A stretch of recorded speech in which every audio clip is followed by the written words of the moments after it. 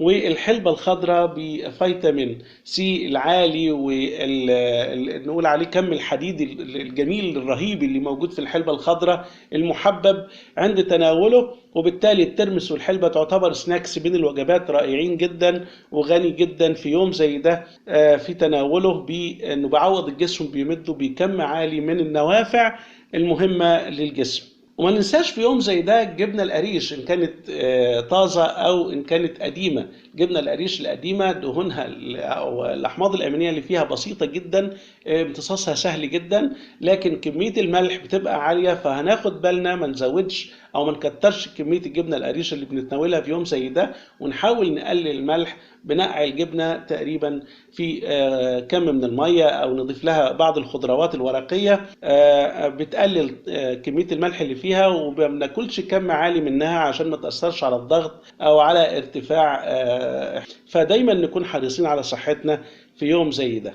ودايما قلنا بعد الأكلات دي بيبقى في مشروبات عطرية اللي قلنا عليها، وما نتقلش في الأكل، نعتدل فيه عشان نحافظ على كم هضم عالي وامتصاص واستفادة من الأكل، ما يحصلش تلبك معوي أو تخمة أو لا قدر الله بعض الآلام الغير مرغوبة. الدنيا ربيع والجو بديع، قفل على كل المواضيع، قفل قفل قفل قفل. ما فيناش تاني وما فيناش ماني، تاني ماني ايه ده الدنيا ربيع، الدنيا ربيع، الدنيا ربيع، الدنيا ربيع والجو بديع، قفل على كل المواضيع، قفل قفل قفل قفل. ما فيناش تاني وما فيناش ماني، تاني ماني ايه الدنيا ربيع، الدنيا ربيع، الدنيا ربيع.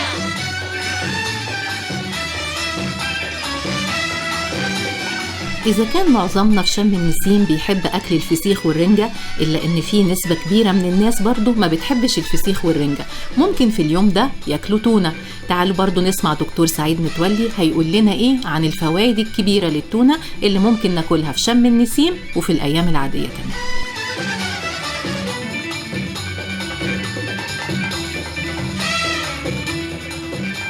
اللي بيحب الأكلات الأسماك وبيحب الصحة والجمال وبيحب تواجد أوميجا 3 بكم طبيعي في جسمه والبروتينات سهلة الهضم يتفضل معانا. احنا بنتكلم النهاردة عن مصدر رائع جدا لكل ده، مصدر للبروتين، للأملاح المعدنية، للأوميجا 3 وللنشاط والحيوية. أسماك التونة. أسماك التونة الحقيقة دي من أسماك المحيطات السريعة جدا، تخيل سرعتها بتصل ل 77 كيلومتر في الساعة. واحنا قلنا قبل كده ان الكائنات الحية السريعة اللي عندها طاقة عالية جدا ونشاط عالي بتكسب ده لمتناوليها.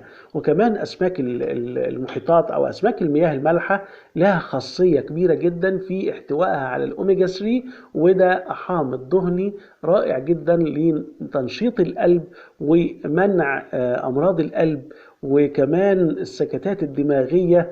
وده من الحاجات اللي بتحببنا في تناولنا للتونة. البروتينات عالية جدا في التونة، تخيل 100 جرام تونة فيها 29 جرام بروتين سهل الهضم وعالي الامتصاص.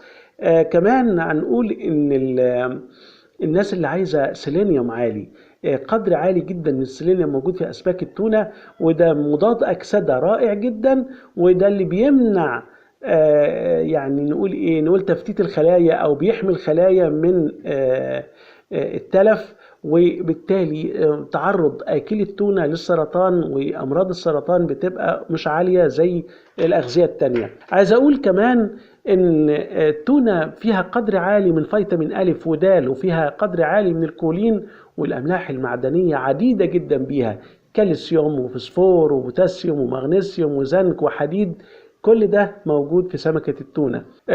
اللي بيلفت النظر أوميجا 3 اللي بيحسن وظائف القلب والأوعية الدموية وبيحمي القلب من الأمراض المختلفة. عايز أقول كمان الناس اللي غاوية ريجيم، الحقيقة إن أسماك التونة الكربوهيدرات فيها منخفض جدا، تخيل 0%. ال100 جرام تونة ما فيهمش كربوهيدرات، لكن فيهم بروتين عالي زي ما قلنا 29 جرام لكل 100 جرام، وكمان كمية الدهون فيها دهون سهلة الهضم وسهلة الاستفادة منها، 8 جرام لكل 100 جرام من أسماك التونة. أسماك التونة غنية بفيتامين ب اللي هو النياسين، وبالتالي ده بيعمل حاجة جميلة جدا في الكوليسترول.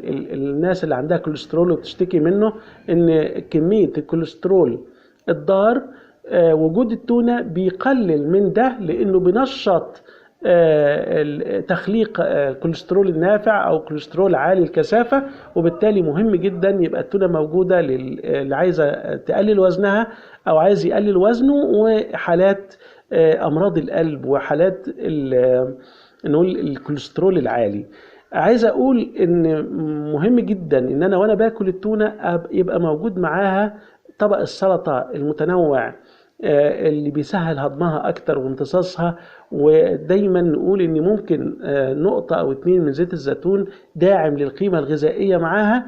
لكن لو انا كترت من تناولي للتونة، هل ده مفيد؟ الحقيقة لا، لان التونة فيها شيئين مهمين. فيها حامض اميني اسمه الهستidine، بمجرد تناوله بعض البكتيريا بتشتغل عليه وبتطلع منه الهستامين، وده حامض اميني اللي هو بيدينا التحسس اللي هو الطفح الجلدي والحساسية زي ما احنا بنقول. وبالتالي تناولنا ليها بكثرة، خاصة الأطفال والمسنين والحوامل والمرضعات بيبقى مشكلة في وجود ده. وممكن كمان يحسسنا بحالات الغثيان، ونبتعد عن اننا ناكل قدر عالي منها. طيب في حاجة تانية غير الهستامين والحساسية؟ أيوة، في شيء عنصر اسمه الزئبق بيبقى موجود في لحوم التونة. ده بيبقى عنصر معدني بيسبب أو بيسبب عرض اسمه السم العصبي. يعني زيادة الزئبق في الجسم له أضراره العديدة، وده يبقى موجود لو أنا أكلت قدر عالي من التونة. الحقيقة كل سمك التونة عمرها ما بيزيد، كل العنصر ده ما بيبقى زيادة. مش معنى كده ان انا ما اكلش اسماك تونة، لا، اكل منها لكن بكم معتدل علشان ما اهدرش فوائدها الكتير اللي احنا اتكلمنا فيها. وعايز اقول كمان ان اوميجا 3 اللي بتحمي الازمات القلبية والسكتات الدماغية، في كمان عنصر في التونة بيسموه N3، وده بيوقف ضربات القلب الغير منتظمة اللي بتؤدي إلى حدوث الأزمات القلبية. الشجر الناشف بقى ورور، قدر بقى لعبي ومتهور كده اهو. ده الشجر الناشف بقى ورور، قدر بقى لعبي ومتهور كده اهو. واحنا هنفرفش امتى؟ امال دلوقتي ولا في سبتمبر؟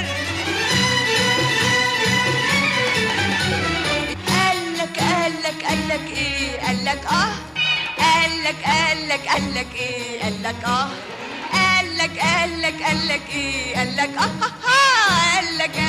قالك ايه؟ قالك فرفشة اليوم ما تأجلهاش للغد واللي هنظبطه مهموم راح نزعل منه بجد. والدنيا ربيع والجو بديع، قفل لي على كل المواضيع. قفل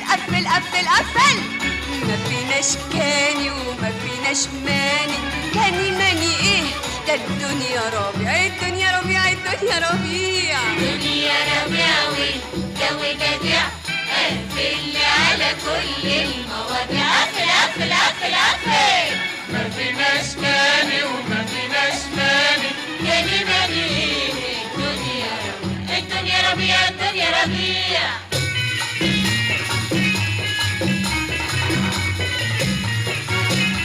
بعد كل الأكلات الجميلة اللي كلمنا عنها دكتور سعيد متولي، دلوقتي عايزين نروق ونهدي أعصابنا، ومفيش أحسن من الليمون. تعالوا نسمع دكتور سعيد هيقول لنا إيه عن الليمون وفوائده الكبيرة.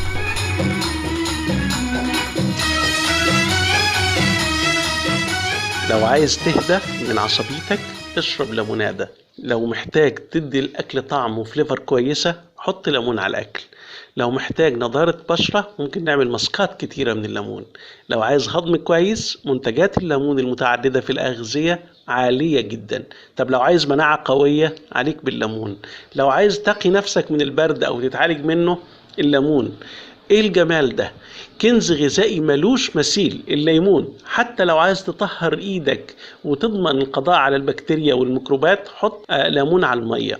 الليمون يا جماعة غني جدا بالمركبات الفينولية والفيتامينات والمعادن، خاصة البوتاسيوم والمغنيسيوم والكالسيوم والألياف الغذائية والزيوت الأساسية والكاروتينات، وده بيخليه من ثمار الفاكهة الهامة لصحة الإنسان. هنقول إن الليمون يمكن محتواه من الكم الكبير اللي احنا قلناه ده، خاصة الفيتامينات بقى فيتامين سي من الفاكهة اللي فيها كم عالي من فيتامين سي. وهنا مش هننساش نقول ان الحرارة العالية بتتلف فيتامين سي، لذلك دايما نستخدم الليمون على ماء بارد او على مركبات اقصاها تبقى فترة. مركبات الفلافونيد لها تأثير عالية جدا كمضاد للأكسدة، وكمان بتطرد الأجسام الحرة خارج الجسم، ولها دور كبير في محاربة السرطان.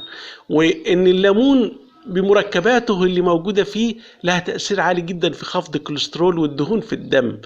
نقول كمان إيه؟ نقول إن حمض الستريك الغني بالليمون والمواد التانية اللي موجودة بترفع الحرق في الجسم وتنزل أو تخفض السمنة أو المرض النهاردة اللي هو مقدمة لكل الأمراض السمنة. وإن البكتين اللي موجود في الليمون وفي قشر الليمون خاصة بيدينا الإحساس بالشبع، وبالتالي بيقلل كمية الأكل اللي احنا بنتناوله. الحقيقة كمان إن يعني هنقول إن الليمون بيحفز على تكاثر خلايا الأمعاء النافعة اللي بتزود من عملية الامتصاص والقضاء على البكتيريا في الأمعاء. نقول إن إنزيمات الأمعاء كمان بتزيد بالليمون، إنزيمات الهامة في عملية الهضم والامتصاص لبقايا المركبات الغذائية. وهتزود كمان هيزود تواجد الليمون إنتاج الأحماض الدهنية قصيرة السلسلة في القولون. وهنقول إن شرب عصير الليمون مهم جدا في علاج شيء كلنا أو أغلبنا بيعاني منه، الأملاح والحصوات البولية، الحصوات اللي بتبقى كالسيوم موجود في البول وحجمها بيبدأ يزيد. وجود عصير الليمون بيقلل كل ده، وبيقلل لأنه أصلا بيقلل من تركيز أملاح الكالسيوم وغيرها في البول.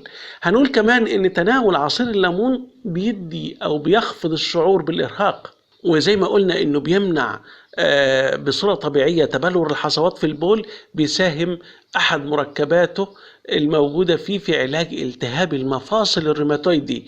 وإن الزيوت الأساسية اللي موجودة في الليمون مضاد عالي للبكتيريا وللفطريات وللفيروسات.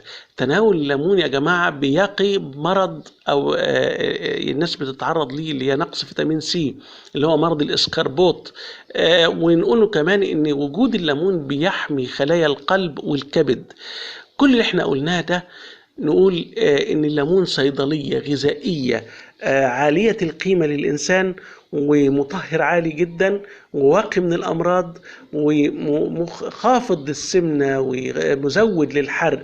ده مش كافي إن احنا ناخد بالنا إن الليمون يبقى في أكلنا. البكتين والفلافونيد والمركبات الطبية اللي النهاردة الطب الطبيعي أو الطب البعيد عن العناصر المعدنية أو العناصر العضوية بيستخلص مركباته من الليمون. ننتبه لليمون. وتحياتي ليكم، سعيد متولي، خبير واستشاري التغذية العامة والصحة، ومعا دوما لصحة جيدة.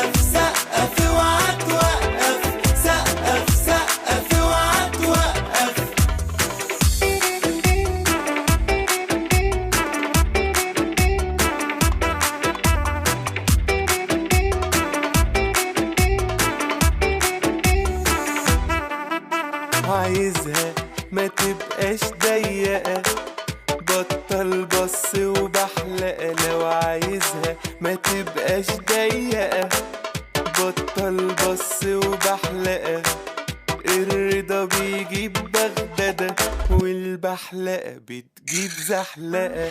اهدى يا بنك النرفزة وبلاش تنكش عالأذى، اهدى يا بنك النرفزة وبلاش تنكش عالأذى، ما تتنشنش وما تشدش واضحك، هو احنا في عزا. ولو الظروف هتسقف سقف سقف اوعى توقف، سقف سقف اوعى توقف، سقف سقف اوعى توقف. لو الظروف هتسقف سقف سقف اوعى توقف، سقف سقف اوعى توقف، سقف سقف اوعى توقف. ولو الظروف هتسقف سقف سقف اوعى توقف، سقف سقف اوعى توقف، سقف سقف اوعى توقف. لو الظروف هتسقف سقف سقف اوعى توقف، سقف سقف اوعى توقف، سقف سقف اوعى توقف.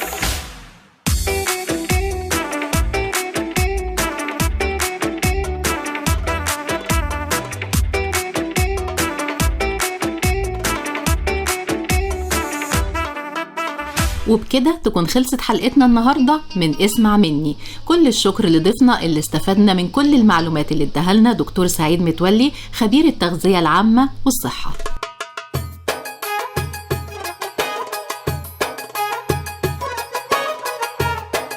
استنونا وحلقات جديدة من اسمع مني وضيوف جداد نسمع منهم. ليكوا كل تحياتي غادة وفيق، وتحيات هالة الشربيني بلمساتها الفنية المميزة.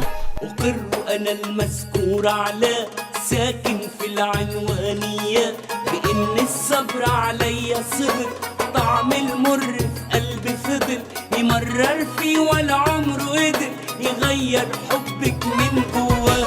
أقر أنا المذكور على ساكن في العنوانية بإن الصبر عليا صبر، طعم المر في قلبي فضل يمرر فيه ولا عمره قدر يغير حبك من جواه. أقر أنا المذكور على، أقر أنا المذكور على، وإنك مهما هتيجي عليه يبعد ظلك من حواليه، تدي لغيره اللي بتاخديه ما يتحملش عليك الآه. أقر أنا المذكور على الساكن في العنوانية.